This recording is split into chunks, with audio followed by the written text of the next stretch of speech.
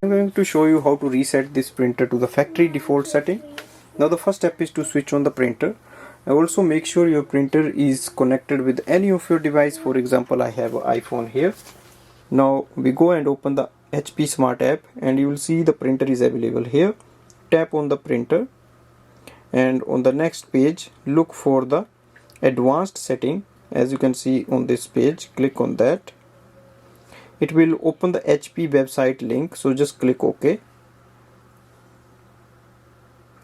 and just visit the site. Here we can just look for the setting option again, so click on that and look for the restore defaults, which is the last option here.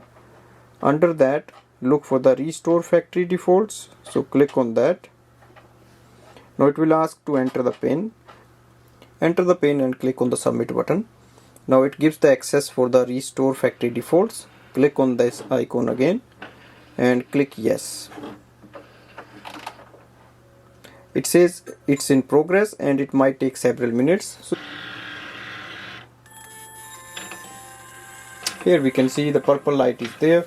That means printer is reset for the factory default setting. Now we can use it again. Thanks for watching.